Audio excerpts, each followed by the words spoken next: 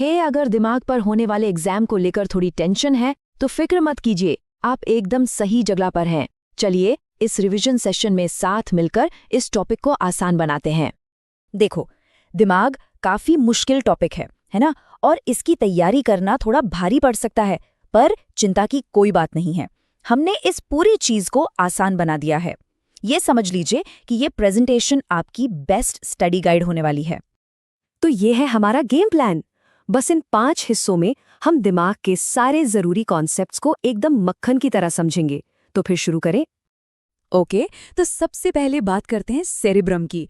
ये हमारे दिमाग का सबसे बड़ा हिस्सा है और पता है, हमारी सारी सोच समझ, प्लानिंग, मतलब जो भी हाई लेवल के काम हैं वो सब यहीं से होते हैं। तो ये देखिए, ये है सेरिब्रम, हमारे दिमाग का मेन बॉस, या कह सकते हैं मेन प्रोसेसिंग सेंटर। इसकी जो बाहरी परत दिख रही है ना, उसे कॉर्टेक्स कहते हैं। आपने ग्रे मैटर सुना होगा, बस यही है वो जगह। हमारी ज्यादातर सोच और मुश्किल दिमागी काम यहीं पर होते हैं। अब इस हिस्से को याद रखना सुपर इंपॉर्टेंट है और इसके लिए एक बहुत ही आसान ट्रिक है, एफ-पॉट। एफ से फ्रंटल लोब, ये समझिए कंपनी का सीईओ है जो सारे फैसले लेता है। पी से पैरिएटल लोब, ये हमारा सेंसर है, मतलब छूना, गर्मी, सर्दी, दर्द सब यही महसूस करता है। ओ से ऑसिपिटल लोब, ये हमारा ऑब्जर्वर है जो कुछ भी हम देखते हैं उसे प्रोसेस करता है। और आखिर में टी से टेम्पोरल लोब, जो सुनने, भाषा समझने और याददाश्त का काम संभालता है। एफ-पॉट याद रहेगा ना?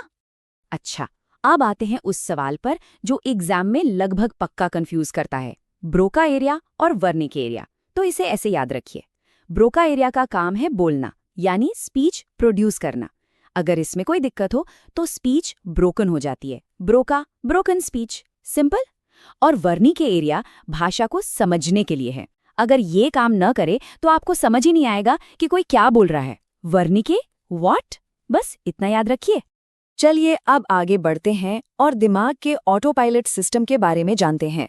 ये वो कमाल के हिस्से हैं जो हमारे शरीर को अपने आप चलाते रहते हैं बिना हमारे सोचे समझे।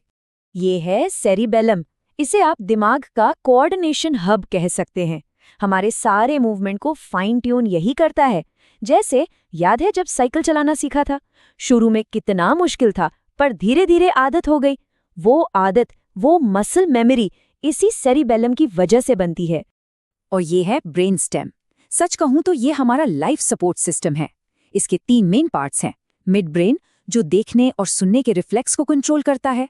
फिर है पॉन्स, जो हमारे सोने जागने के साइकिल को रेगुलेट करता है। और सबसे जरूरी मेडुला ऑब्लोंगाटा, जो दिल की धड़कन और सांस लेने जैसे वाइटल फंक्शंस को कंट्रोल करता है।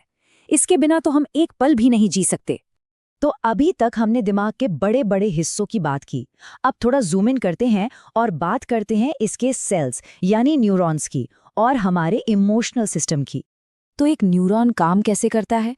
बहुत सिंपल है, बस 4 स्टेप्स का प्रोसेस है। सबसे पहले डेंड्राइट्स एक सिग्नल को पकड़ते हैं, मतलब रिसीव करते हैं। फिर सेल बॉडी उस सिग्नल को प्रोसेस करती है, मतलब समझती है कि क्या करना है। इसके बाद एक्सॉन उस सिग्नल को एक तार की तरह आगे भेज देता है। और आखिर में सिनैप्स पर जो 2 न्यूरॉन्स के बीच का छोटा सा गैप है, वो सिग्नल अगले न्यूरॉन को पास कर दिया जाता है। बस ऐसे ही जानकारी एक जगह से दूसरी जगह जाती है। अब बात करते हैं लिम्बिक सिस्टम की, जो हमारे दिमाग का इमोशनल ड्राइव है। इसमें 3 खास हिस्से हैं।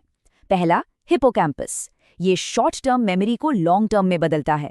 इसे याद रखने की एक फनी ट्रिक है। सोचिए कि आपके कॉलेज कैंपस में एक हिपो घूम रहा है, उसे भूलना नामुमकिन होगा, है ना? दूसरा है अमिगडाला, जो डर जैसी भावनाओं को कंट्रोल करता है। वो जो फाइट या फ्लाइट वाली फीलिंग आती है ना, वो इसी की वजह से है। और तीसरा है हाइपोथैलेमस, जो शरीर के टेम्परेचर और भूख जैसी चीजों को बैलेंस में रखता है। बहुत बढ़िया, अब तक हमने काफी कुछ कवर कर लिया है।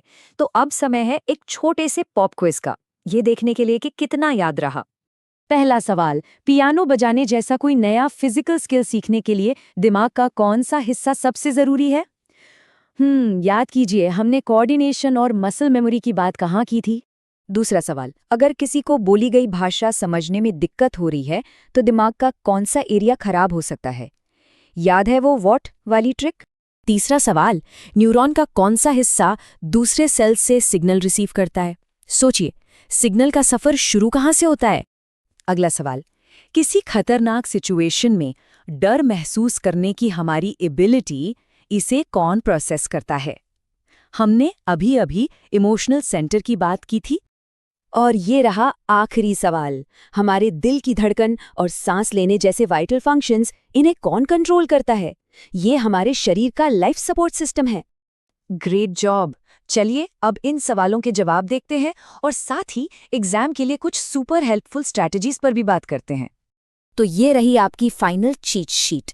पहले सवाल का जवाब है सेरिबेलम, जो मोटर लर्निंग के लिए जरूरी है।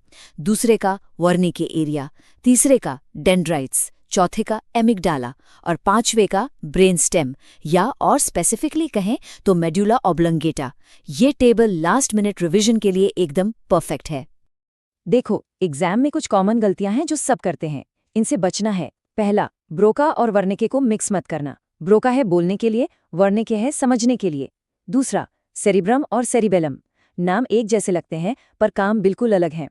सेरिब्रम है थिंकिंग, सेरिबेलम है कोऑर्डिनेशन।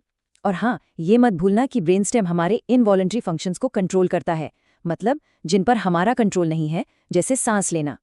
और ये सब कुछ एक बहुत ही कमाल के कॉन्सेप्ट पर आकर रुकता है, न्यूरोप्लास्टिसिटी। इसका सीधा सा मतलब है कि दिमाग नए कनेक्शंस बनाकर खुद को बदल सकता है। और पता है सबसे अच्छी बात क्या है? ये जो आप अभी पढ़ रहे हैं ना, इस प्रोसेस से आपका दिमाग फिजिकली चेंज हो रहा है, स्ट्रांग हो रहा है। ये कितना पावरफुल है। तो इस सेशन ने आपके दिमाग में कुछ नए कनेक्शंस तो बना दिए हैं। अब सवाल ये है कि आप इसे अगली चुनौती क्या देंगे? अब आगे क्या नया सीखेंगे?